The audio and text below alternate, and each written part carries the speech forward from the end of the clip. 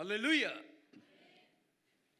이 복된 아침에 위하는 사랑하는 모든 성도들에게 하나님의 놀라운 은혜와 축복이 함께 하시기를 예수 이름으로 축원합니다. 예수 이름으로 축원합니다. 오늘 제가 여러분 어떻습니까? 그러면 우리 최고의 목소리로 좋습니다 한번 해보는 겁니다. 사랑하는 여러분, 오늘 어떻습니까? 좋습니다. 믿음대로 될지어다. 박수의 영광. 글로리 글로리 할렐루야. 우리 옆사람에게 함께 예배할 수 있어서 기쁘고 반갑습니다 하고 인사하시기 바랍니다.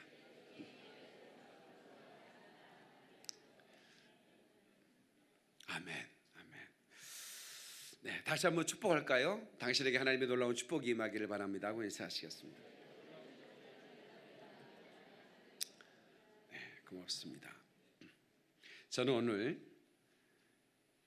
교회여 비누아스처럼 일어나라, 이런 제목으로 말씀을 전하겠습니다. 다 같이 한번 하겠습니다. 교회여 비누아스처럼 일어나라.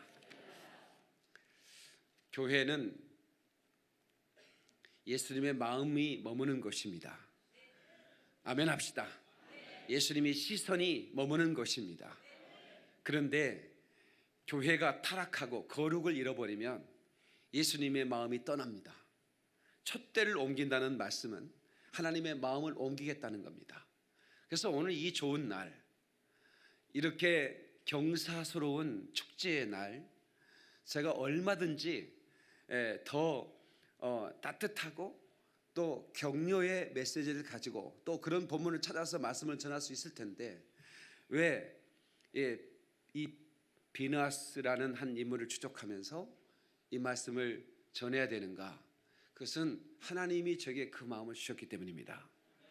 그래서 이 교회가 교회되고 예배가 예배가 되고, 진정으로 하나님이 내가 이 땅에 교회를 세울 텐데 음부의 권세가 이기지 못할 것이다라고 하는 예수님이 디자인하신 그런 교회가 이 땅의 작품으로 세워져야 되는데, 그런 교회가 한순간에 무너질 수 있는데, 그것은 뭐냐면 음행이라고 하는 것입니다. 그래서 교회가 거룩성을 유지할 때 교회가 될 수 있는 것이지, 거룩을 잃어버리면 그것은 천하의 쓰레기보다도 못한 그런 지저분한 공동체가 되는 것이죠. 그래서 오늘 이 말씀을 우리가 뜨겁게 듣고 말씀에 부딪혔을 때 두 가지의 반응이 나타나면, 하나는 그 감사와 감격, 하나는 마음의 찔림이 와야 됩니다. 그래서 내 마음의 찔림이 와서 내가 어찌할꼬, 베드로의 설교를 듣고 수많은 군중들이 어찌할꼬 하며 통곡하며 옷을 찢었다고 그랬어요. 그 옷을 찢었다는 마음을 찢는데 마음을 찢을 수 없으니 옷이라도 찢어서 그 마음을 찢는 것을 보여주고 싶은 거죠. 그래서 오늘 저와 여러분들이 이 영광 공동체, 우리 서울영광교회가 25년 전에 세워지고 기포영광교회가 7년 전에 세워졌는데, 그 숫자가 저에게는 또 그 감격을 주게 하죠. 저에게 그 방송 보시는 한 시청자가 전화해 주셨는데, 목사님은 나이를 추정을 못하겠대요. 그래서 내가 나이를 말해주려고 했더니, 잠깐요, 목사님 나이를 말하지 마세요. 누가 나이 묻고 들랑 말하지 말라는 거야. 그분은 효인이에요. 80이 넘으신 점잖으신 어르신이 저한테 전화를 해줬는데, 누가 목사님 나이를 물으면 절대로 말해주지 마세요. 목사님의 나이는 누구도 추정 못할 것 같고 또 해서는 안 됩니다. 그래서 항상 29살로 남기로 했습니다. 제가 29살이라고 하는 것은 제가 교회를 개척할 때 나이입니다. 그래서 제가 항상 29살 같지 않느냐라고 하는 것은 바로 처음 개척할 때 그 개척자의 그 가슴, 뜨거운 가슴과 또 그런 열정을 끝없이 잃어버리지 않고 품고 싶은 마음인 거죠. 아멘. 그래서 이곳에 왔을 때 잃어버린 신앙이 회복이 되고, 아멘. 기도가 약해지고 믿음이 흔들릴 때 우리 영광교회에 와서 그 기도가 더 강해지고, 아멘. 흔들리던 믿음이 더 굳세지는 역사가 있음으로 말미암아 내 삶에 다시 한번 일어서는 놀라운 역사, 그런 놀라운 축복이 우리 가운데 있어지기를 주의 이름으로 축원합니다. 예수 이름으로 축원합니다. 은혜로운 영광 함께 한번 찬양하겠습니다. 인생이 힘이 들고 내 삶이 고달플 때 사모하며 나오네 은혜로운 영광교회. 인생이 힘이 들고 내 삶이 고달플 때 사모하며 나오네 은혜로운 영광교회. 은혜로운 영광교회. 나를 만나 주셨던, 나를 고쳐 주셨던, 나를 고쳐 주셨던 살아계신 주 하나님, 주 하나님. 이 시간 내가 믿네, 이 시간 내가 믿네. 환난날에 나를 부르라, 환난날에 나를 부르라. 내가 너를 건지리라, 건지리라. 이 시간 두 손 높이 들고, 두 손 높이 들고 목 놓아 주께 외치니, 주께 외치니. 오 주여 들어주소서, 오 주여 도와주소서, 내 주여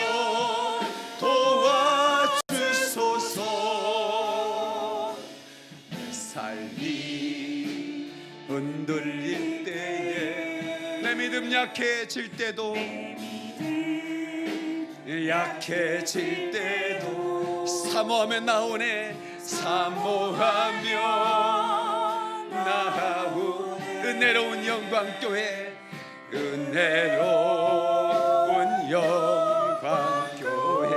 사모하며 나오네, 사모하며 나오 내 사랑 예수님께, 내 사랑 예수님께. 박수하겠어. 글로리 글로리 할렐루야, 할렐루야, 아멘. 어제 제가 개척교회 시절에 담아두었던 사진 앨범을 꺼내서 한 장 한 장 넘겨봤어요. 감격스러운 한 20평 남짓 되는 그런 상가를 이렇게 성전으로 꾸며서 그렇게 이제 시작했던 교회예요. 그런데 하나님께서 부흥을 주시기 시작했고 1년 만에 확장해서 60평으로 확장을 하고 앉을 자리가 없이 성도들이 모여들기 시작했습니다. 그래서 교회 공간이 계속해서 협소해져 갔고, 우리 하나님께서는 그때마다 좋은 건물들을 예비해 두셨습니다. 그리고 제 꿈이 사람이 많이 집중하는 그런 신도시에 교회를 세워 그 도시를 정복하는 꿈을 제가 가졌었습니다. 그런데 놀랍게 또 이곳에 하나님께서 우리의 건물을 준비해 놓으시고 우리 허락해 주셔서 여러분을 한 분 한 분 이곳에 보내주셨고 함께 할 수 있었습니다. 하나님의 은혜입니다. 하나님께 감사의 박수를 올려드리겠습니다. 글로리 글로리 할렐루야, 아멘. 지난주에 제가 CBS를 보니까 우리나라의 아주 가장 아름다운 교회들을 소개하는 그 건물들을, 아주 그 인상 깊은 건물들을 소개하는 그런 그 프로그램인데 이렇게 보고 있는데, 우리 교회 첫 번째 학생회장이었던 김미란 그 자매가 그러니까 교인 이제 첫 학생회를 조직을 했는데 한 3명인데 하나는 회장, 하나는 부회장, 하나는 총무 시켜서 시작시켰는데, 그때 회장됐던 그 자매가 이제 목회자 사모가 돼가지고 그 교회 그 아름다운 교회 담임 목사 사모가 된 거예요. 양평에 있는 교회인데, 그래서 그 아주 멋진 교회에 그래 이제 담임을 하고 있는 거예요. 그래서 제가 저 미란이가 있는 교회인데 기쁘더라고요. 근데 그 아버지 전반석, 그 김반석, 원래 그 반석이가 아닌데 제가 반석이라고 했어요. 이름을 줘줘서. 근데 그분이 그 버스 운전사였는데 그분이 술 담배를 많이 했어요. 근데 술과 담배가 많이 이렇게 하다 보니까 간암이 찾아온 거예요. 그 이제 간암이 이렇게 이제 그 완전히 간에 그 암이 다 퍼져 있어서 수술 자체가 불가한 거예요. 얼굴은 노랗게 뜨고 복수가 차오르고. 근데 의사는 3개월도 채 못 살 것 같다라고 얘기를 했었습니다. 그래서 집에 가셔서 맛있는 것 많이 들게 해라. 이 얘기는 뭐냐면 더 이상 해줄 게 없다 그런 얘기예요. 이종선 여기 봐요. 이종선 회사님 여기 봐요. 여러분 방송에 자기 이름이 나가려면 유명해지려면 조르세요. 그러면 텔레비전에 중계가 돼버립니다. 이종선은 지금 유명해질 거야 아마. 제 얘기 잘 들어요. 그런데 그 소식을 저에게 이제 목사님 제가 천국에 갈 준비를 해야 될 것 같습니다. 그렇게 그 얘기를 했는데 그 전에 그분이 저에게 그 가슴을 뜨겁게 한 사건이 하나 있었습니다. 무슨 일이냐면 교회가 막 부흥되고 있는데 앉을 자리도 없고 뭐 부엌도 조그맣게 하나 만들어놨는데 뭐 그거를 뭐 해결할 수가 없으니까 뭘 나무를 씻어도 화장실에 씻고 또 설거지를 해도 화장실에서 설거지를 하고 있는 거예요. 이제 그날따라 이렇게 봄인데 굉장히 사람들이 많이 와서 옹신할 곳이 없어요. 그러니까 이제 나도 이게 이 교회가 이렇게 성장하는데 뭔가 그 교회가 변화가 있어야 되겠다는 생각을 했지만 차마 제가 또 우리 성도들한테 뭐 교회 건축하자 이런 얘기를 할 수가 없고 또 서울에는 땅 한 평에 1,000만 원이 뭐 그냥 아무리 반들이라도 넘어가는 것이고 지금은 또 더 비싸죠. 그런데 뭐 그 엄두가 안 나죠. 그런데 그분이 밤에 저를 찾아왔어요. 봉탄을 가지고 목사님 이거 얼마 안 되지만 이게 씨가 됐으면 좋겠습니다. 그래가지고 그래서 이제 그거를 들고 기도하고 교회 앞에 우리가 이 씨연금이 올라왔는데 우리가 한 구자에 100만 원씩 우리가 한 1,000구자 한번 만들어 봅시다. 1,004구자. 그래서 이제 저도 이제 집회를 가면 사례비를 주면 전부 다 봉투에 담아서 이제 드리고 뭐 누가 이렇게 방송 듣고 은혜 받았다고 전화 오면 한 구자만 해주세요. 목사님 양보 한번 해드릴까요? 아니에요. 우리 교회 한 구자 건축금 한 구자만 해주세요. 100만 원 한 구자만 이렇게 해서 헌금이 시작됐는데 모든 유치부 아이들까지 참여하기 시작했습니다. 그리고 놀라운 것은 그래봐야 그렇게 큰 돈이 모이지는 않았어요. 그런데 이제 그리고 나서 이제 계속 기도하고 있는 가운데 그분이 이제 암이라고 이제 이렇게 선고를 받아서 온 거예요. 그래서 집사님이 씨연금을 들여서 교회 건축을 시작했는데 완공을 봐야지 천국 가면 되겠습니까? 조금 더 사셔야 됩니다. 그리고는 이제 그분을 붙들고 제가 얼마나 눈물로 기도했는지 몰라요. 하나님, 이분을 살려주셔야 됩니다. 이분을 살려주셔야 하나님께서 교회의 기념비 같은 그런 사건을 만들어 주셔야 우리 교회가 또 하나님이 함께 계신 교회란 것을 많은 사람들이 볼 수 있지 않습니까? 보여주십시오. 그렇게 기도했는데 기도하고 그리고 그 다음 날 그 샌프란시스 병원에 가서 이제 의사의 이제 진찰을 한 번 더 해달라고 갔는데 너무 놀라운 것은 의사가 도대체 무슨 일이 있었단 말입니까? 간의 암세포가 완전히 사라져버린 거예요. 하나도 남김없이 암세포가 사라져버렸어요. 예, 그래서 회사도 그만두고 다 유언 쓰고 이제 다 죽음을 준비하고 천국을 준비하던 분이 다시 회사에 취업을 했어요. 예, 다시 버스 운전하기 시작했고, 예, 월급날이면 언제나 나에게 전화가, 목사님 좋아하시는 추어탕 한 그릇 됩시다. 예, 월급날이면 항상 저 추어탕 먹는 날이었어. 예, 그렇게 그 하나님께서 그렇게 그 은혜를 주셨는데, 이제 그 딸이 이제 그 아름다운 그런 교회에 담임 목사가 아내가 되고 또 사역을 이어가는 거 보면서 우리가 헌신은 결코 헛되지 않고 하나님의 자녀들에게, 하나님의 그 가정 가운데 끝없이 축복을 흘러가는 겁니다. 그래서 오늘 이 비느하스가 하나님의 마음으로, 하나님의 질투심으로 질투하여 그 음란한 행위를 하는 그 남녀의 배를 한창에 꿰뚫었다고 그랬는데, 어떤 재판도 없이 그 사람을 죽인다는 건 살인 아닙니까?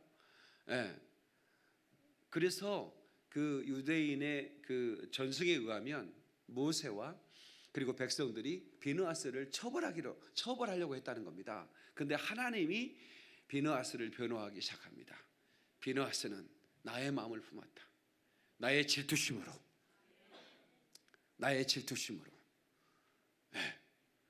그리고 그가 그런 일을 했다라고 얘기하면서 하나의 언약을 비느하스와 함께 세우는데, 그게 평화의 언약입니다. 내가 너를 영원한 제사장이 되게 하리라. 다시 말하면 그 비느하스의 후손을 통해서 계속해서 제사장이 낳게 하는 축복을, AD 70년 예루살렘이 망할 때까지 계속 그 비느하스 후손에서 제사장이 나오는 겁니다. 그 언약, 그래서 우리의 충성을 통해서 우리 후손까지 복을 받는 거예요. 아멘이시죠? 그 기봉이라고 있었는데 우리 어렸을 때 참 어려운 가정 참 많았습니다. 도시락을 싸가지고 와서 뚜껑을 못 열고 밥 먹는, 고개 딱 숙이고 먹기도 하고, 그죠? 왜? 완전히 꽁보리밥이야. 이게 뭐 쌀이 좀 섞여서 뭐지만 완전히 꽁보리밥인데 그걸 도시락 뚜껑을 차마 못 여는 거예요. 그래서 이렇게 먹는 거예요. 나는 그런 밥 사가지고 다녔다. 아니, 손 들어봐요. 있을 것 같은데. 여기 2명 있는데 손 못 들었어 지금. 저는 이 쌀밥은 쌀밥인데 반찬이 없어요. 엄마가 없었으니까 제대로 반찬을 못 해주니까 그냥 밥에다가 라면 스프 하나를 꼭 가지고 다녔어요. 물을 딱 말아서 스프를 딱 하면 아주 맛있어요. 라면 스프는 그때나 지금이나 참 맛있어, 그죠? 거기에 뭐 계란 후라이에 얹어졌거나 오뎅 자른 거 있잖아. 오뎅 그거 무친 거. 이건 뭐 부잣집 애들만 그렇게 싸왔죠. 그런 시절들 아니었습니까, 그죠? 뭔 얘기다 그 얘기했나? 응? 내가 중요한 얘기 하려고 그랬는데. 기봉이. 이 기봉이가 이제 그 형제들이 많은데 엄마가 이제 가부가 된 거예요. 그러니까 이제 엄마가 뭐 품 싹 이래 가지고 뭘 벌어서 이게 생활도 안 되고 아이들 학교도 못 보내는 거예요. 근데 한 시골 교회 건축을 마무리하는데 종탑을 건축을 못한 거예요. 돈이 부족해서. 근데 그 기봉이 엄마가 그 소 한 마리, 그 시골에서 소 한 마리는 어마어마한 재산입니다. 지금도 항소 한 마리, 한우 한 마리 얼마인 줄 아세요? 여러분 혹시 아세요? 한우 한 마리 거의 1,000만 원 가까이 됩니다. 거의 뭐 800에 1,000만 원. 어마어마합니다. 별로 안 놀라시네. 소 한 마리 1,000만 원이라니까. 새끼 나면, 그래서 저는 새끼 날 때가 제일 좋았어요. 새끼 나면 대학 입학금이 돼요. 아니 200만 원 받으니까, 200~300만 원 받으니까 새끼를 2년 키우면 1,000만 원짜리가 되고. 근데 기봉이 엄마가 그 애지중지 키우던 그 소를 팔아다가 교회에 바쳤어요. 그러니까 동네 사람들이 애들 학교도 못 보는 주제에 저렇게 그 교회에다가 바쳤다고 미친년이라고 그러고. 그래서 이제 그 헌금으로 교회 종탑이 세워진 걸 알고 종탑이 이렇게 땡 하고 올 때마다 저 기봉이 소가 우는 거다 이렇게 이제 얘기를 했다는 거예요. 그때 그 기봉이 친구였던 한 친구가 이제 이제 자라서 경찰이 됐는데 이제 그 신앙생활을 어렸을 때부터 하는 거예요. 기봉이랑 같이. 그런데 이제 커서 이제 도회지로 다 나가고 이제 잊어버렸죠. 기봉이 어떻게 사는지 몰랐는데 어느 날 그 경찰이 어떤 그 일 때문에 기봉이를 만났는데 그 기봉이가 준재벌이 돼서 나타난 거예요. 다시 말하면 어마어마한 아주 큰 중소기업의 그런 사장이 되어 나타났는데 세상에 기봉이가 그렇게 축복을 받을 줄 저는 깜짝 놀랐다는 거예요. 그래서 그 경찰 된 기봉의 친구가 야 나도 우리 기봉이 엄마처럼 기념비적인 헌금을 좀 해야겠다. 그의 그 기봉이 만나고 나서 봉투에다가 거액을 담아다 헌금을 했다는 얘기를 간증을 하더라고요. 여러분 우리가 이렇게 그 헌신을 하는 것은 하나님께서 반드시 기억하시고 그 사람과 그의 후손에게 복을 주시는 겁니다. 그래서 오늘 우리 교회 가운데 25년 동안 그리고 김평광교회 7년 동안 오는 가운데 많은 그 뜨거운 헌신들이 계속 쏟아져서 이 교회가 성장해 가고 있는 것이죠. 그러나 하나님은 이 헌신을 반드시 기억하는 겁니다. 아멘. 기억하시고 반드시 영육간의 복을 내려주시는 거예요. 믿는 사람만 박수를 한 그러리 할렐루야. 저는 아무것도 없이 호미와 그 사반자루 들고선 그런 그 항무지를 하겠다고 하는 그런 사람처럼 그렇게 교회를 시작했지 않겠습니까? 그래서 제가 이렇게 그 앨범을 뒤져보니까 초창기 때는 애들밖에 없었어요. 그런데 애들이 뭐 개척하자마자 몇십 명이 뭐 한 6, 70명 아마 모여서 예배 드렸던 것 같아요. 어른들은 없고. 그때는 애들 전도하기 참 좋았던 것 같아요. 교회 앞에 놀이터가 있었는데 그래서 계속 놀이터에 애들 전도하는 거예요. 그래가지고 애들이 얼마나 순수한지요. 나이터 가지고 가지고요. 야, 손가락 한번 줘볼래? 그럼 손가락 딱 줘요. 그러면 내가 나이터 가지고 확 치워버려요. 딱 순간만 딱 1초만 들으면 손을 팍 떼인단 말이에요. 아 뜨거. 야 뜨겁지. 너무 뜨거워요. 근데 그 1초 딱 지으면요 뜨겁기만 하고 아무런 화상 없어요. 기술적으로 해야 되거든요. 너 세상에서 가장 약한 불이 나이타 불이야. 그런데 지옥은 유황불이 끓는 곳이래. 너 그 영혼이 살 자신 있어? 없어요. 저기 예배에 나와야 돼. 예수님 믿어야 천당 가. 그러면 전부 다 나와요. 나이타 불 한번 지진 것 때문에. 그래가지고 이제 교사들 훈련을 시켰던데 어떤 교사는요 이걸 꽉 잡고 쥐어버려 갖고요. 이걸 딱 하면 지가 알아서 딱 빼야 돼요. 아 뜨거워 빼야 되는데 이걸 잡고 쥐어 갖고요. 2초가 내버려. 1초 넘어가면 안 되거든요. 여기가 약간 이렇게 그 화상을 입어가지고 그 물집이 그런데 5만 원 물어줬습니다 또. 그 전도다가 화상까지 입어가지고. 그런데 아무튼 그렇게 열심히 전도를 했었는데 이제 그 아이들이 자라서 이제 다 가정을 이루고 또 아주 훌륭한 일꾼으로 자라고 있어요. 근데 우리 교회가 이제 25살이면 건장한 청년으로 자란 거 아닙니까? 청년 교회 아니겠습니까? 그래서 오늘 이 비너하스처럼 비너하스 청년처럼 멋진 청년 교회가 되기를 예수의 이름으로 축원합니다. 예수의 이름으로 축원합니다.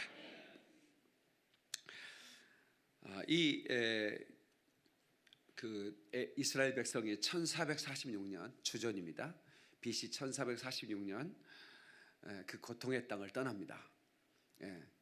예언대로 400여 년 동안 430년인데 애굽에서 노예 생활을 하고 이제 드디어 그들을 학대하던 애굽을 떠나 가나안 땅을 향해 출발하게 되죠.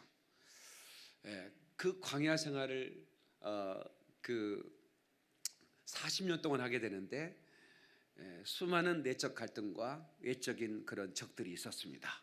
그런데 하나님이 다 막아주셨어요. 드디어 이제 이스라엘 백성들이 한 땅에 도착하는데 한번 보시겠습니까? 1절. 자, 1절 한번 보세요. 자, 이스라엘의 시작. 이스라엘이 시딤에 머물러 있더니, 여기 시딤이라는 곳이 어디냐면 가나안의 서쪽에서 10km 정도 되는 곳입니다. 그러니까 2시간이면 걸어가서 요단강만 건너면 가나안 땅입니다. 이제 마지막 수경지가 이 시딤이에요. 이 시딤에 머물렀는데, 오랫동안 이제 머물면서 이 가나안을 정복할 준비를 하고 있는데 문제가 생겼습니다. 어떤 문제가 생겼냐면, 이 모압 땅, 거기 미디안 족속이 사는데, 이 모압 왕이 이스라엘이 두려웠어요. 소문을 들었거든요. 저들이 가는 곳마다 많은 족속들이 이스라엘 앞에서 패했다는, 그 앞에 아모리 족속들이 무너졌고, 소문을 들었기 때문에 저들이 오면 우리가 크게 당할 것이라는 생각 때문에 주술사 하나를 부릅니다. 그 주술사가 누구냐면 발람이라는 주술사예요. 이 아람에 있는 이 발람이라는 주술사. 근데 우리가 성경을 읽다 보면 이 발람을 선지자로 말하는데 거짓 선지자거든요. 이 주술사인데 24장까지는 전혀 이 사람의 정체를 알 수가 없어요. 이 모압 왕 발락이 이 아람의 주술사 이 발람을 불러서 이스라엘을 저주해달라고 합니다. 이스라엘을 저주해 주세요라고 하는데, 발람이 4번씩이나 저주하지 않고 축복하고 맙니다. 하나님이 지켜주신 백성을 내가 어떻게 저주할 수 있겠느냐, 축복해버리고 말아요. 그러니까 이 발락이 돈 주고 매수한 이 발람이 번번이 그 이스라엘을 축복하니까 이거 화딱지가 나지 않겠습니까? 이 줬던 돈을 뺏으려고 했는지는 모르겠는데, 이 발람이 24장 마지막 절 한번 보시겠습니까? 25장 본문 전에 바로 발람이 일어나, 시작. 발람이 일어나 자기 곳으로 돌아가고 발락도 자기 길로 갔더라.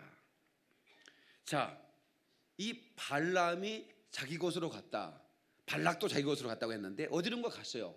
그런데 25장에는 발람이 등장하지 않습니다.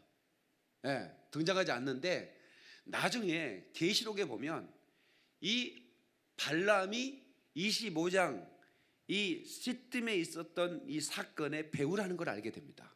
다시 말하면 이 발람이 하나님이 지키시고 하나님이 도우시니 내가 저주할 수 없다 이거예요. 방법이 하나 있다라고 해서 발람의 깨에 대해서 말합니다. 다 같이 발람의 깨. 이 발람의 깨는 뭐냐면, 이것은 절대로 우리가 강한 창과 검으로 이스라엘 백성을 무너뜨릴 수 없는 걸 나는 알겠다. 그러니 스스로 무너지도록 해라. 그것은 미인계밖에 없다. 그렇게 이제 발람의 깨를 말해줬단 말이에요. 그래서 이 모압 왕이 이스라엘을 잔치에 초대합니다. 바알과 아세라를 섬기는, 이 우상을 섬기는 이 모압 땅에서 그 추수한 후에 바알에게 또 아세라에게 추수감사를 드리는 감사제, 그러니까 우상을 섬기는 그 제사 의식에 이스라엘 백성들을 초청하는 거예요. 그래 초청받아 갔더니 너무나 아름다운 여인들이 아주 그 아슬아슬한 옷을 입고 그 제의에 참여하고 있고, 그리고 그냥 똑같은 음식만 먹고 왔던 이스라엘 백성들에게는 그 고기 냄새가 너무나 정말 유혹적인 겁니다. 온갖 지수성찬이 차려져 있는데 와서 먹으라는 거예요. 그래서 먹었는데 먹다 보니까 그것 자체가 바알에게 제사하는 제사 의식이었던 거예요. 제사하는 음식을 먹게 하고 술을 먹게 하고, 그리고 그들이 그 바알의 그 신당에서 섬기는 그 여사제들. 여러분, 기독교에는 다시 말하면 그 우리 구약 시대에 하나님께 제사하는 제사 의식에는 여자 사제가 없습니다. 그러나 고대 근동에, 고대 중동의 모든 신들에게는 여사제가 있었습니다. 왜 있었느냐? 그건 뭐냐면 음란한 행위를 함으로 바알은 남신이고 아세라는 여신인데 그 여사제들이 그 백성들과 함께 음란한 행위를 그 신당에서 하면 그 바알이 그것을 보고 그 비를 내린다. 다시 말하면 바알의 정액이 쏟아진다. 이렇게 해서 비를 내리는 신으로 숭상을 한 거예요. 그러니까 그 음란함을 통해서 바알을 기쁘게 해서 바알이 비를 내리게 하는 제 의식인 거예요. 이게 얼마나 음란합니까? 그죠? 근데 이걸 이스라엘 백성들이 한번 그 풀려버린 이 유혹의 끈이 어떻게 돌이킬 수 없을 만큼 이제 그 어두운 밤에 이스라엘 백성들이 자기도 모르게 이제 그 음탕한 여인들과 하나가 됐다. 그리고 우상을 숭배했다라고 기록하고 있는 거예요. 자, 보세요. 그 백성이, 자 25장 1절이에요. 그 백성이, 다 같이 시작. 그 백성이 모압 여자들과 음행하기를 시작하니라. 그 여자들이 자기 신들에게 제사할 때에 이스라엘 백성을 청하며 백성이 먹고 그들의 신들에게 절함으로 이스라엘이 바알불에게 가담한지라. 다 같이 바알불에게 가담한지라. 이 가담했다라는 말이 뭐냐면 멍에를 함께 졌다, 그런 표현이에요. 다 같이 가담했다. 그러니까 믿지 않는 자와 멍에를 같이 하지 말라는 그 신약 성경의 그 말씀이 있지 않습니까? 그것은 하나의 우상 숭배하는 여인들과 함께 하나가 됐다, 그런 얘기예요. 이것이 하나님의 진노를 산 겁니다. 완전한 진노를 샀어요. 자, 계속해서 읽어볼까요? 여호와께서 이스라엘에게 진노하시니라. 여러분, 이스라엘은, 저를 보세요. 이스라엘은 하나님의 신부였습니다. 그런데 신부가 우상을 숭배했다고 하는 것은 영적인 불륜을 저지른 겁니다. 영적인 불륜을 저질 때 하나님의 진노는 끝이 없는 거예요. 얼마나 진노하셨는지. 그럼 왜 진노하셨을까요? 이스라엘을 사랑한 만큼 진노하는 거예요. 그러니까 여러분, 요즘 우리나라에도 미투 운동이 벌어지고 있고, 먼저 미국의 영화 배우 한 사람이 그 감독에게서 그 성적인 그 추행과 폭행을 당했다고. 그걸 거절하면 배역을 주지 않으니까. 이제 그래서 이제 나도 당했다라고 하는 그런 미투 운동을 하다 보니까 그냥 그게 막 폭발적으로 전개도 하고 막 휩쓸었다가 이게 우리나라도 왔죠. 그런데 지금 이 초악함, 돈 있고 권세 있는 자들이 온갖 초악한 짓을 한 일이 지금 다 드러나고 있잖아요. 그러니까 보세요. 그 어마어마한 권세를 가진 정치인을 무엇으로 무너뜨리겠습니까? 무슨 변호사를 사서 재판을 무너뜨리겠습니까? 아니면 뭘로 무너뜨리겠습니까? 그렇게 대형교회 목사, 그 온갖 추상한 집을 하는 그런 대형교회 목사를 어떤 힘으로 무너뜨리겠습니까? 그런데 그 마귀가 그 음행을 사주한 그것 하나가 드러나니까 그대로 무너지잖아요. 그러니까 이스라엘을 배후에 이 발람의 꾀를 낸 이 발람은 이스라엘을 무너뜨리는 방법은 하나밖에 없다. 그들을 스스로 무너지게 하는 것이다. 제가 왜 이 설교를 하느냐면 우리 교회가 성장해 왔습니다. 다른 어느 교회보다도. 저 신월동에 수많은 교회들이 저랑 같이 개척했지만 지금도 조그마한 상가교회 그대로 유지하고 있지만 우리 교회는 계속해서 번성해 왔고 앞으로는 또 강력한 교회로 성장해 나가겠지만 한 가지 주의할 게 하나 있습니다. 그게 뭔지 아십니까? 음행입니다. 담임 목사로부터 교회 리더들, 성도들 한 분 한 분, 어느 누구 하나 이 음행을 범해서는 안 되는 것입니다. 이건 하나님의 진노케 하는 것이고 그렇게 일수며 힘썼던 헌신과 그런 충성으로 세운 그런 교회가 한순간에 무너지는 일을 하는 것입니다. 여러분 이 우상 숭배는 하나님을 진노케 하는 것이었지만 예, 여러분 이 간음, 그러니까 남편과 아내가 있는 부부가 불륜을 저지르는 것은 아마 그렇게 참아 죽이지는 못했지만 그 하나님이 비느하스가 그 장막에 들어간 그 시물이라는 그 시몬의 지도자와 시몬 지파의 지도자와 그 고습이라는 거짓이란 뜻을 가진 이 고습이라는 여자가 장막으로 들어갈 때 아무도 쳐다보고 말을 못했는데 이 비느하스가 부르르 떨면서 창을 들고 한 창에 그를 꽂았어요. 그게 하나님의 질투였다는 겁니다. 예?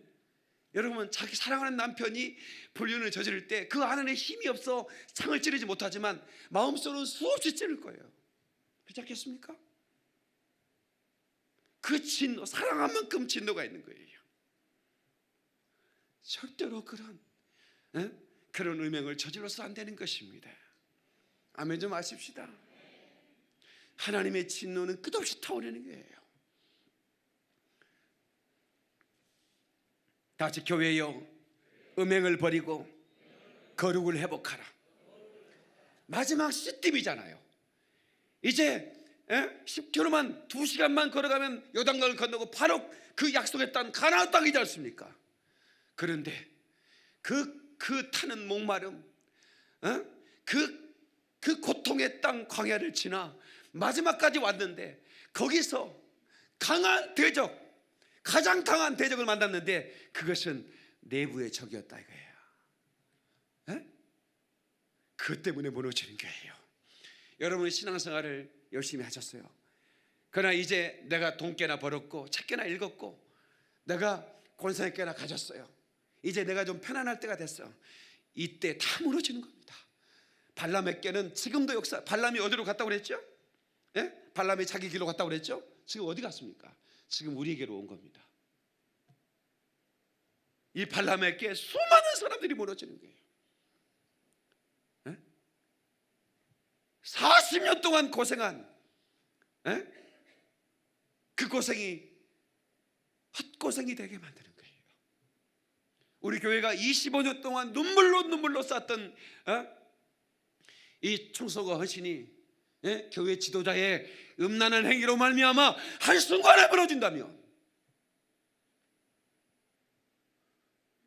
그럴 수 있다고 하는 것이에요. 그래서 정신을 바짝 차려야 되는 거예요. 내 속에 올라오는 이 죄악과 저주,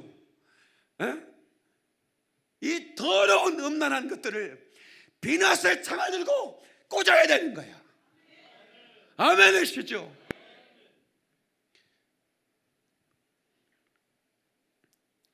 이 모세는 하나님의 진노의 강도를 가늠하지 못했던 것 같아요.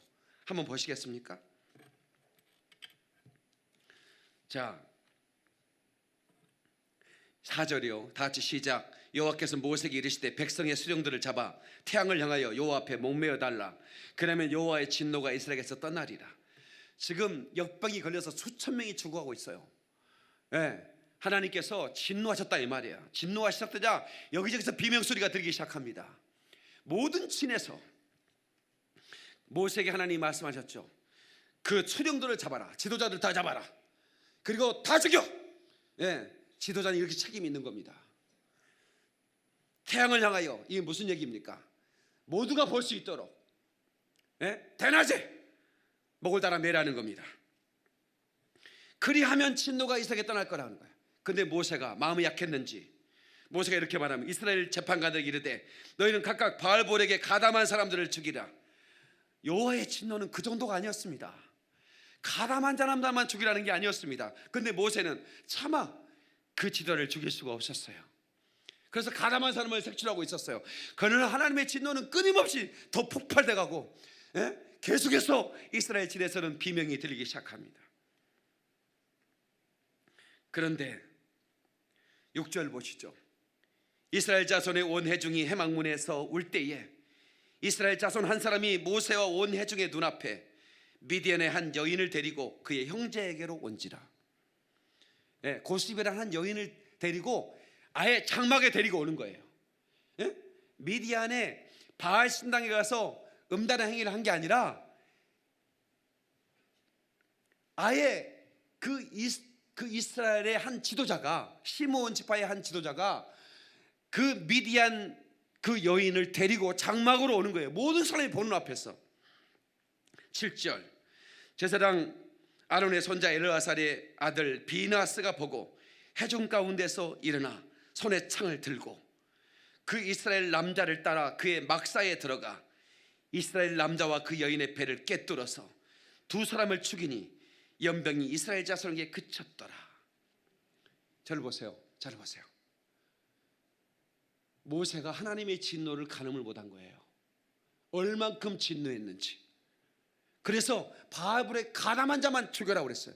하나님의 명령은 지도자를 다 죽이라고 그랬는데, 그래서 그치지 않았던 그 진노가 비느하스로 말미암아 진노가 그쳤다고 하는 것입니다. 그들은 울고 회개해서도 소용없었어요. 하나님의 진노가 그치지 않았어요. 에? 그들이 온 백성이 울면서 하나님 앞에 역병을 떠나게 해달라고 기도하고 있었어요. 그런데 한 남자가, 그것도 이스라엘 지도자가 한 여인을 그 장막으로 그 많은 사람이 보는 앞에서 데리고 장막에 들어가는 거예요. 그런데 아무도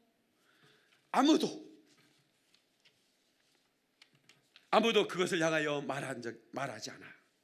그런데 이 청년 비느하스가 몇 살이 정도 됐을까 정확하게 나오진 않지만 20세를 간 넘었던 것 같아요. 광야에서 태어났고 그 아버지 엘리아살, 그 아버지가 아론이었어요.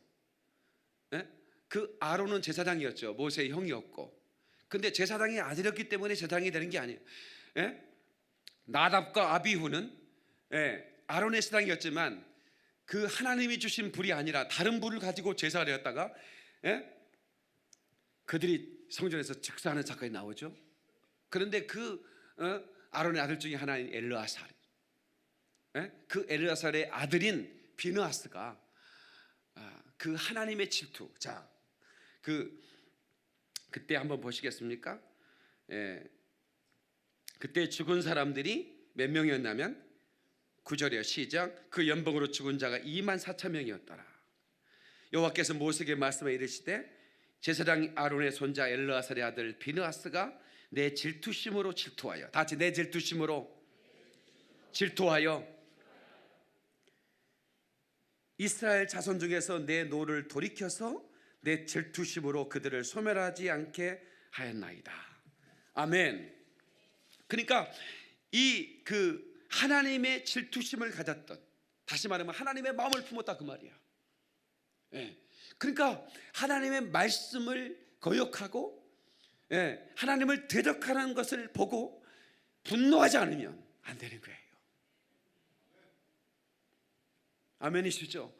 하나님의 마음을 품어야 되는 거예요. 제가 비느하스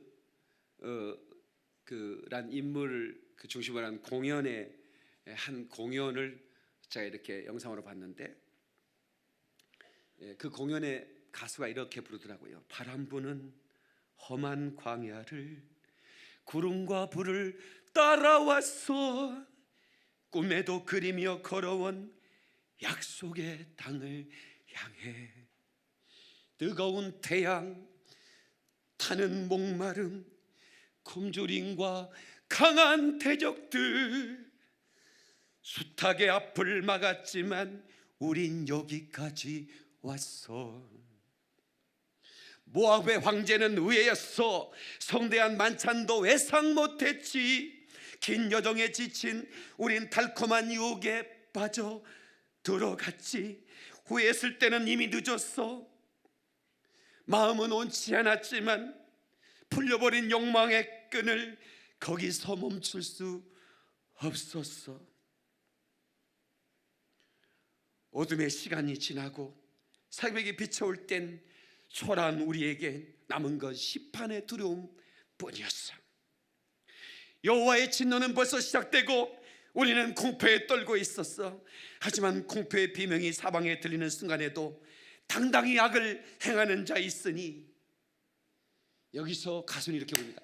일어나라 비느하스, 할 말을 모르는 이 무리 가운데 일어나라 비느하스 내 창을 들어라. 할렐루야. 하나님께 박수의 영광. 그러리 그러리 할렐루야. 아무도 감히 나서지 못할 때 한 청년이 일어섰습니다. 그 창을 부르르 떨면서, 그리고 한 창에 꽂아버린 거예요. 그 이스라엘 유대의 정성에 오면 배를 꽂았다고 그랬는데 그 유대의 전성에는 그들의 생식기에 꽂았다고 얘기합니다. 그런데 그것이 하나님의 진노를 그치게 만들었어요. 여기는 영적인 의미가 있습니다. 이거는 비느하스는 예수님을, 영원한 제사장인 예수님을 예표하는 인물입니다. 그 하나님의 진노를 그치게 하는 것. 여러분, 죄악은 하나님의 진노를 타오르게 하는 것입니다. 그런데 예수께서 십자가에 죽으시는 순간 하나님의 진노가 그쳤던 것처럼, 아멘, 아멘. 비느하스가 그 음행을 하고 있는 그 남녀의 배를 꿰뚫는 순간 하나님의 진노가 그쳤다고 하는 것이에요. 그리고 그 뒤에 평화의 언약을 세우는 것입니다. 그 뒤에 말씀을 볼까요? 12절. 그러므로 시작. 그러므로 내가 그에게 그 평화의 언약을 주리니 그와 그의 후손에게 영원한 제사장 직분의 언약이라.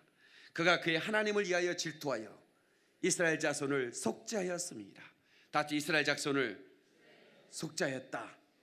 그러니까 영원한 직분의 제사장.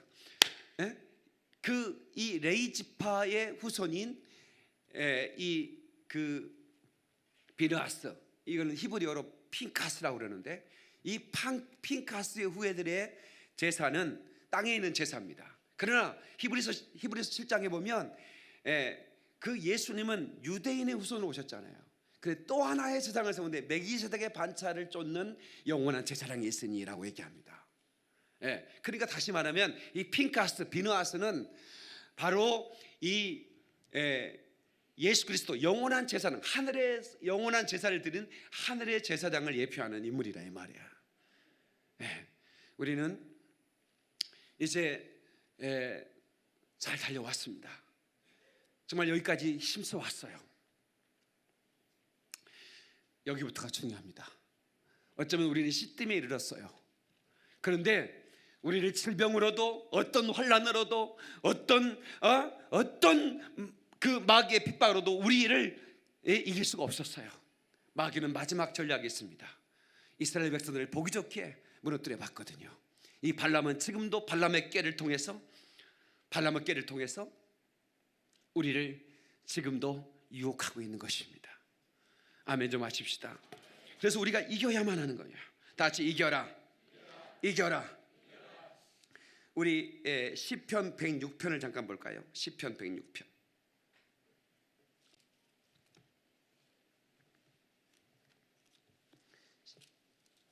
시편 106편 28절.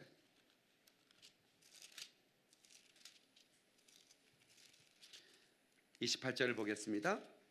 다 같이 시작. 그들이 또 부올의 바알과 연합하여 죽은 자에게 제사하는 음식을 먹어서 그 행위로 주를 경노하게 함으로써 재앙이 그들 중에 크게 유행하였도다.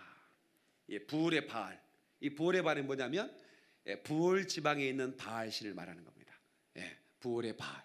바로 이 고수비 사건, 바로 시딤에 있었던 이 이스라엘의 이 음행 사건을 시편은 말하고 있는 것입니다. 그래서 어떻게 돼요? 이 음행을 통해서 수많은 사람이 죽었다는 거예요. 고라자손의 반역을 통해서도 어마어마한 사람이 죽었고, 금송아지 사건을 통해서 죽었습니다. 하나님은 가장 미워하는 게 우상 숭배입니다. 음행입니다. 여러분, 이 음행이라고 하는 것은 많은 죄악들은 몸 밖에 있지만 이 음행은 몸 안에 있다고 그랬습니다. 그래서 우리가 이 말씀의 창, 좌우의 날쌘 검은 곧 하나님 말씀을 의미하는 겁니다. 이 말씀의 창을 들어 이제 다른 사람을 찌르는 게 아닙니다. 내 안의 죄악을 찔러야 됩니다. 그래야 내가 삽니다. 그래야 여러분 재앙이 그치는 거예요. 아멘이시죠? 오늘날 여러분 그 동성애라고 하는 것이 그 어젠다가 됐죠. 그런데 도대체 동성애가 뭐길래 왜 이렇게 정치적인 이슈가 되고 동성애 하나 때문에 대통령이 되고 대통령이 떨어지고 또 동성애 때문에 이렇게 어마어마한 그런 사건들이 일어나고 있는가? 이것은 지금 발람의 꾀가 계속 진행되고 있다고 하는 것입니다. 발람의 꾀는 세계의 많은 지도자를 무너뜨렸습니다. 그리고 이것은 하나님의 진노를 샀습니다. 지금 하나님의 진노는 바로 그거예요. 이제 성직자들이 동성애자가 돼 있어요. 지금도 숨어서 성직자들이 동성애를 하고 있고, 이제 차별금지법이 통과되면 이제 아예 드러내놓고 이제 성직자들이 그것을 하게 되고, 또 그런 사람들을 세례주고 이제 그게 어떻느냐고 하면서 이제 그렇게 하게 될 거예요. 그게 통과되고 나면 헌법이 바뀌겠죠. 헌법이 바뀌면 차별해서는 안 된다. 그런데 유일하게 동성애를 자를 죽이라고 하는 말씀이 있는 성경은 불법 소득이 되는 거죠. 그래서 성경 출판 금지 소송이 계속 강나라에서 일어나게 되고, 우리나라도 바로 그런 성적 이런 인권을 침해하는 이 불법 서적은 출판해서는 안 된다는 재판이 벌써 이제 진행될 겁니다. 두고 보세요. 제 말이 맞는지 틀린지.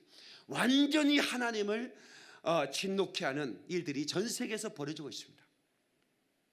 전 세계에서 약 80여 개국에서 이제 동성애가 차별금지법이 통과됐고, 완전히 그 붉은색으로는 서구 유럽과 미국들, 이런, 그리고 이제 아프리카는 워낙에 에이즈의 고통을 당했기 때문에 아프리카 전역이 다 이제 동성애 반대로 들어섰습니다. 워낙 두 사람 중에 한 명이 에이즈가 되니까 이게 에이즈 감염 원인인 이 동성애를 용납했다가는 나라가 멸망될 것 같으니까 완전히 이제 아프리카에서는 반대, 모든 나라들이 이제 반대에 돌아. 그래도 유엔에서는 계속 압박을 합니다. 지원 안 해준다, 동성애 풀어, 지원 안 해준다, 풀어. 계속 대표적으로 저항한 나라가 우간다라는 나라죠. 이 아시아는 황색 경보를 보고 있습니다. 아직까지 아시아에서는 동성 결혼이 합법화된 나라는 없습니다. 서구 유럽은 다 됐지만 아직까지는 없습니다. 그래서 우리나라 정치 지도자들이 가장 아시아에서 먼저 우리나라를 동성애 그 결혼을 합법화시키는 나라로 만들고 싶다라고 얘기하는 지도자들이 있었죠. 하나님은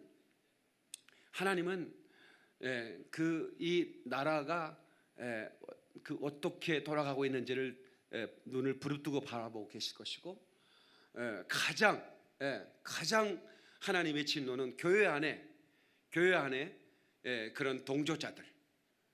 그러니까 그 퀘어 축제라고 하는 곳에 가보면 동성애자들이 축제하는 곳인데, 거기에 교회들이 부스를 만들고 거기에서 예수님은 동성애자 했다고 손들고 있다 이 말이에요.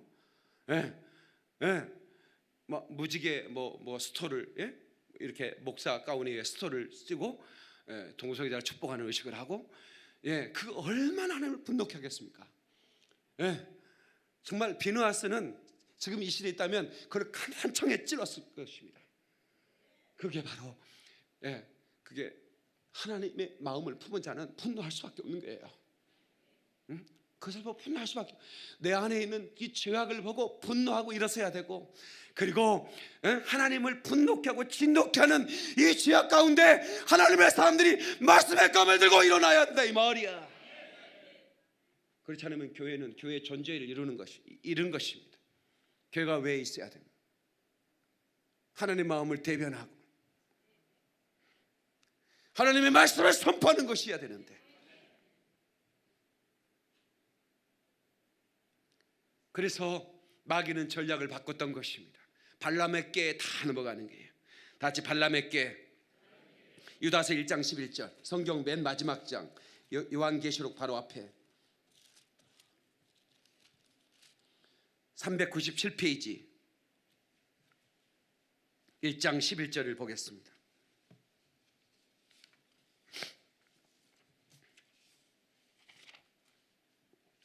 자, 1장 11절 다 같이 시작. 화 있을진저 이 사람들이여 가인의 길에 행하였으며 싹을 위하여 발람의 어그러진 길로 몰려갔으며 고라의 폐역을 따라 멸망을 받았도다. 아멘. 아멘. 여러분, 이 고라의 폐역과 발람의 어그러진 길, 발람은 발락 왕의 싹을 받고 이 꾀를, 미인계를 써라, 이 꾀를 보여준 겁니다.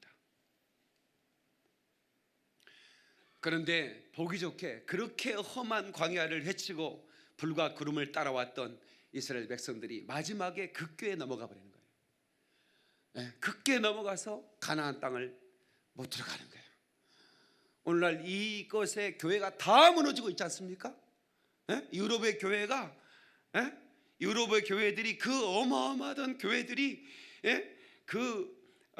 스폴천 목사님, 그 요한 에슬러가 설교하던 그 강단이 지금도 있는데 거기에 노인 몇 명이 앉아서 예배드리고 있습니다. 관광지가 돼 있어요. 여기에서 힘을 피를 토하면서 여기 에슬러가 설교했던 것이라고 문 열어주는 것이 됐어요.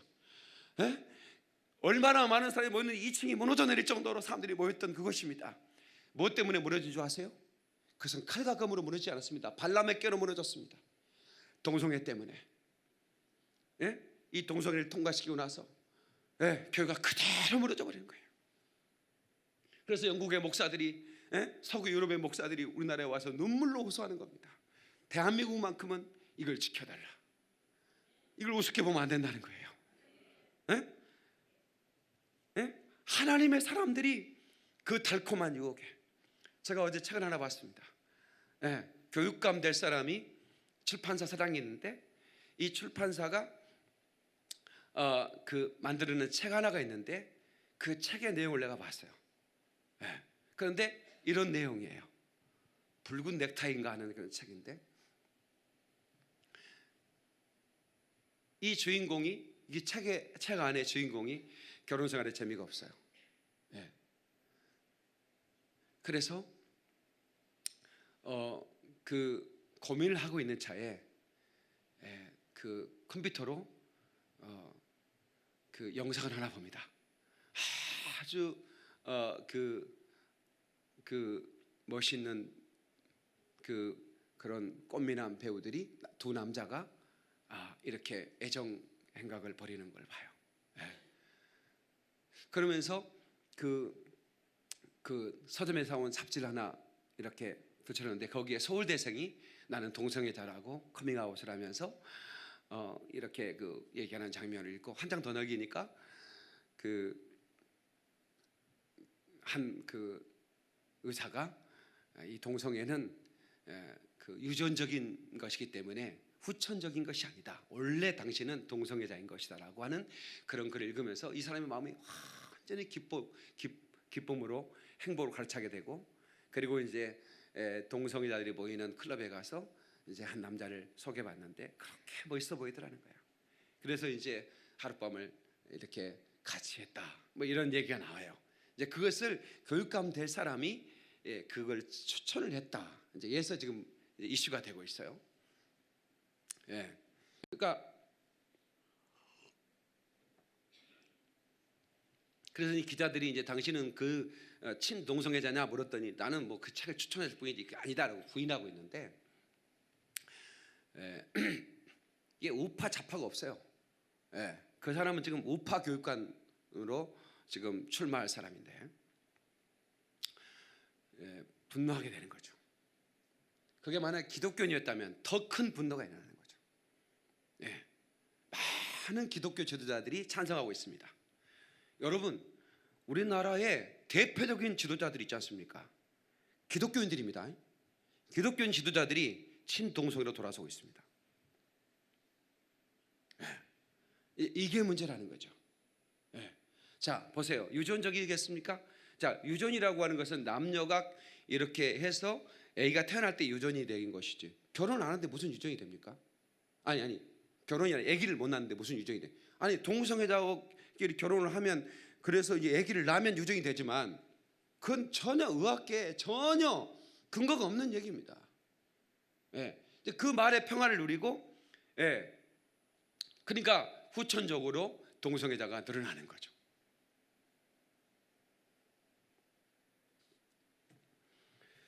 저는 이 발람의 깨가 지금 이 동성애를 통해서 전 세계를 휩쓰고 있고 한국을 지금 휩쓰려고 깨를 부리고 있는데, 비나스처럼 이제 창을 들고 말씀의 검을 들고 세상을 향해 외치면서 이 동성애를 통해서 이 교회를 몰락시키고 하나님의 그 영광을 가로막으려고 하는 어떤 시도도 용납하지 않은 이 비너하스 같은 교회들이 일어날 때, 이제 발람의 깨는 노출되고 더 이상 시도하지 못한 역사가 있을 줄을 믿습니다. 그렇게 되기를 믿는 사람 박수 영광 글로리 글로리 할렐루야. 반드시 이 하나님의 분노하심으로. 그러니까 왜 하나님은 많은 제약이 있어요.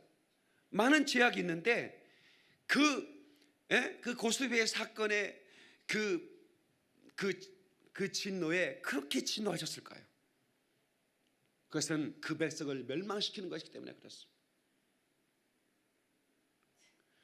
여러분, 지옥 가려면 뭘 못하겠습니까마는, 여러분이 지금까지 신앙생활을 했다 할지라도 이 음행에 빠지고 마지막 이 발람의 깨 넘어가면 이건 가차없이 지옥입니다. 아멘 좀 하세요. 정신 바짝 차리셔야 돼요.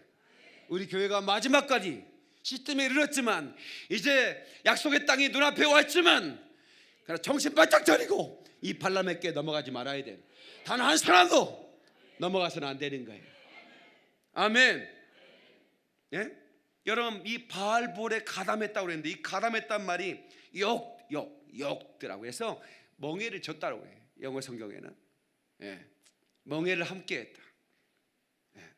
믿지 않은 자와 멍에를 같이 하지 말라 해요. 여러분, 우리가 이 하나님을 기쁘시게 할 때 하나님께 쓰임받을 수 있고, 하나님이 그 가정과 그 가문과 그 나라와 김정을 축복해 주시는 겁니다. 아멘. 지금 이 민족은 이제 뭔가 놀라운 축복의 그 어떤 그런 그런 하나님이 문을 여는 그런 그 길목에 있습니다. 그러나 이것 때문에 이젠 다 됐다고 이걸 타락하는 순간 하나님의 진노는 이스라엘에 임했던 것처럼 이 땅에 어마어마하게 임할 수 있습니다. 이것을 여러분 잊지 말아야 되고, 우리 교회가 지금까지 보세요. 수많은 교회들이 그렇게 힘들게 그렇게 많은 헌신으로 싸웠는데 지도자의 음란함으로 한순간에 무너지잖아요. 교회는 그대로 있던데요, 하나님이 떠나면 어떡합니까? 교회는 그대로 있다고 하나님이 떠나면 어떡해요?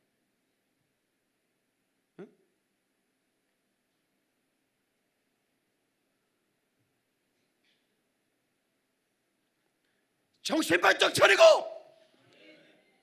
나 자신의 죄악을 용납하지 말고, 발람의 깨 넘어가지 말고, 아멘. 내 안에 있는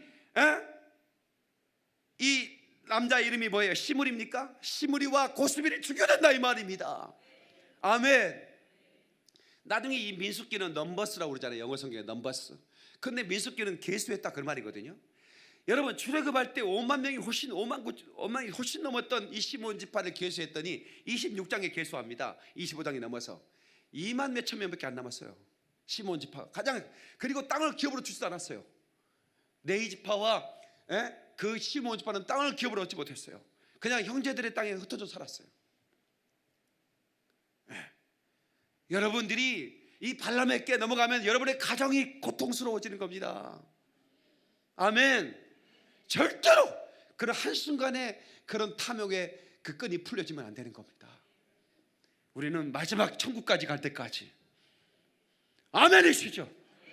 어떤 유혹도 용납해서는 안 되는 거예요. 그 하룻밤이 지나고 새벽이 이를 때 심판의 두려움 때문에 떨게 되게 있는 거죠. 그렇지 않습니까? 그 미투 사건이 일어나면서 얼마나 많은 사람이 떨었겠습니까? 지금도 떨고 있는 사람들이 있겠죠. 한순간의 쾌락을 위해서.